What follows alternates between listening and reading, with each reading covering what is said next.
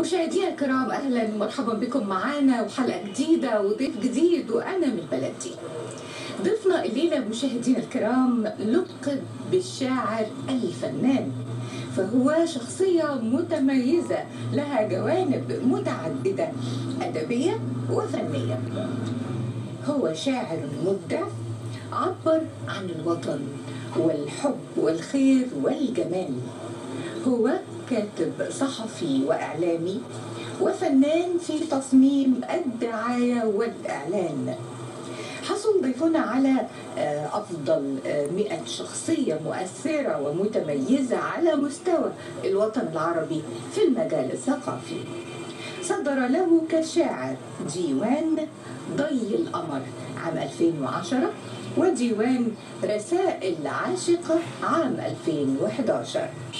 كما نشرت قصائده في عدة جرائد ومجلات عربية بالعراق وليبيا، وشارك بقصائد نشرت في دواوين مجمعة للشعراء العرب.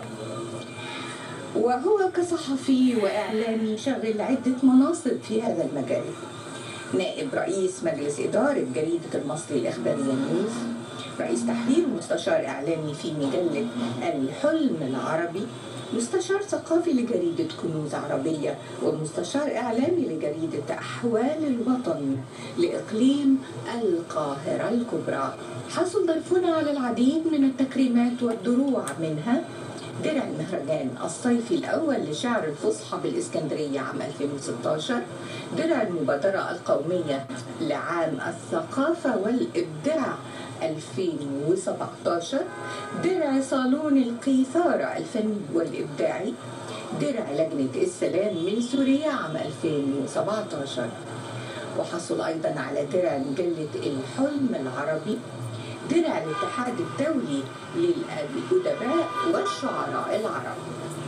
كما حصل على العديد من شهادات التقدير، أهمها شهادة تقدير من مهرجان الإسكندرية الدولي الثاني للشعر العربي عام 2017، شهادة تقدير من المؤسسة العربية الدولية للآداب والفنون، شهادة تقدير من المركز الإبداعي للفنون والآداب، شهادة تقدير من صالون تغريد فياض اللبناني الثقافي، وسام التميز من جمعية مصر أولا.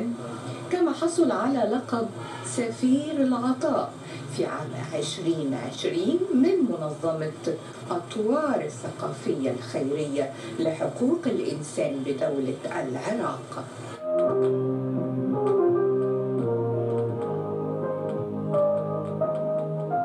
مشاهدينا الكرام، اسمحوا لي ارحب بضيفي الشاعر الفنان محمد المصري. اهلا بك استاذ محمد. اهلا بحضرتك واهلا. انا سعيد في البرنامج. انا من البلد دي، برنامج انا متابعه وسعيد جدا بيه وبشكركم جدا على هذا اللقاء. وحضرتك هتنور.